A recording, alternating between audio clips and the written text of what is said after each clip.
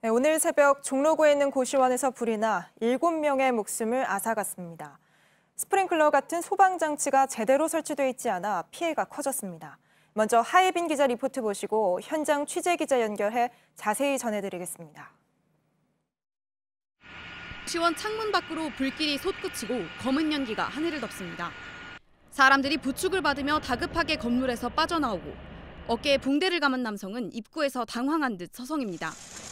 소방대원들은 부상자들을 옮겨 심폐소생술을 합니다. 불이 나기 시작한 건 오늘 새벽 5시쯤입니다. 3층짜리 건물의 2층과 3층, 그리고 옥탑방엔 50명이 넘는 사람들이 있었습니다. 이 중 3층에 살던 주민 7명이 숨졌고 11명이 다쳐 인근 병원으로 옮겨졌습니다. 경찰은 목격자와 거주자들의 진술을 바탕으로 건물 3층 입구 쪽에 있는 방에서 불이 시작된 걸로 보고 있습니다. 3층 거주자들 중 일부는 미처 출입구로 대피하지 못해 급히 창문 밖으로 뛰어내리기도 했습니다. 창문을 부숴버리니까 공기가 좀 나오더라고. 쿵하니까 밑에 닿더라고. 소방차로 하니까 이제 죽진 않았구나.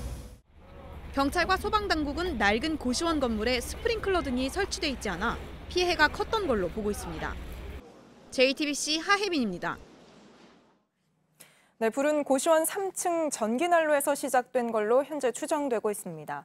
피해자 상당수는 일용직 노동자들인 것으로 파악됐는데요. 현장에 최승기 기자 연결돼 있습니다. 최 기자, 정확한 화재 원인이 지금 파악되는 게 있습니까? 네, 경찰은 목격자 진술과 화재 당시 상황을 담은 CCTV 영상 그리고 1차 현장 감식을 근거로 방화 가능성은 작다고 보고 있습니다. 경찰은 3층 입구 쪽인 301호에서 처음 불이 시작됐다고 파악했습니다. 이곳에 거주했던 72살 A씨는 새벽에 전열기 전원을 켜고 화장실에 다녀온 뒤 전열기에서 불이 나는 것을 봤다. 주변에 있던 옷과 이불로 불을 끄려 했지만 끌 수 없었다. 이렇게 경찰에 진술을 했습니다. 당시 목격자도 비슷한 이야기를 했는데요. 한번 직접 들어보시죠. 그러니까 자객간에 이제 어떻게 문을 열었을 때 벌써 천장까지 불이 올라갔더라고. 그러니까 문 열었을 때 벌써 천장까지 불이 다 붙었는데. 네, 목격자 얘기만 들어봐도 당시 상황 굉장히 긴박했던 것 같습니다. 네, 제 뒤로 보이는 건물이 불이 난 고시원인데요. 보시면 창문이 모두 깨져 있고 건물 외벽 곳곳이 검게 그을려 있습니다. 불길이 얼마나 거셌는지 간판도 모두 녹아내렸습니다. 생존자들 역시 옷도 제대로 갖춰있지 못한 채 탈출을 했다고 하는데요. 긴박했던 상황 역시 한번 직접 들어보시죠. 무덤상 비명소리가 나는 거야. 이상하다. 또 문 딱 열는데 불이 확 들어오고 온기가 팍 들어오는 거야. 에어컨 그 가스보이냐. 그거 잡고 어떻게 됐는지 몰라. 어지러워서 쓰러졌어.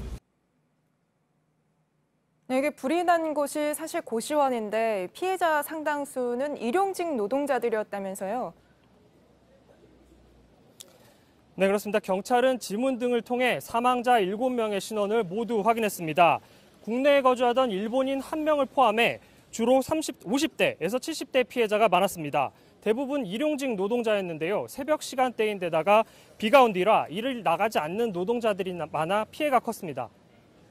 네, 지금까지 종로 고시원 화재 현장에서 최승기 기자였습니다.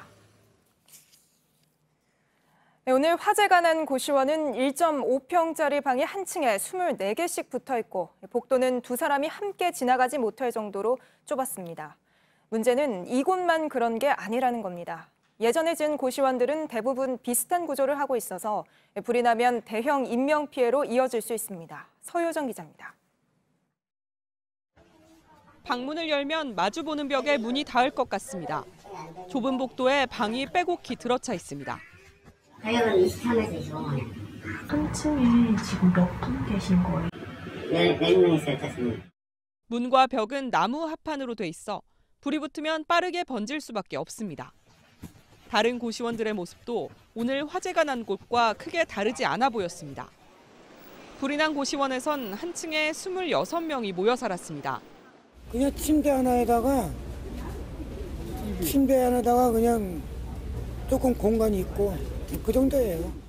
고시원은 소방법상 거주 공간이 아니기 때문에 엄격한 기준을 적용받지 않습니다.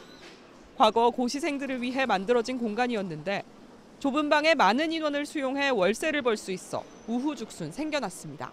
정상적인 주거 공간이 아니다 보니까 이제 뭐 주택법상의 이런 통계에도 빠지는 거고 지자체나 관할 구청에서 이제 관리할 의무도 없고 고시원 관리에 허점이 노출되면서 올해 다중이용업소에서 발생한 화재 482건 중 46건이 고시원에서 일어났습니다. JTBC 서효정입니다. 2008년 용인에서 큰 불이 난 뒤 고시원의 스프링클러 설치가 의무화됐지만 오늘 불이 난 건물은 그 이전에 지어져서 제외됐습니다. 대부분의 재난이나 화재 대책이 이와 비슷합니다. 소급 적용이 어렵다면 다른 대책이라도 마련해야 하는데 손을 놓고 있다는 비판이 나옵니다. 이수정 기자입니다. 7명이 숨지고 10명이 다친 2008년 용인 고시텔 화재 현장입니다. 이 무렵 고시원 화재가 잇따르자 2009년 다중이용업소 특별법이 개정됐습니다. 숙박을 제공하는 다중이용업소에는 간이 스프링클러 설치가 의무화됐습니다. 하지만 법 적용 이전에 등록한 이 고시원은 대상에서 제외됐습니다.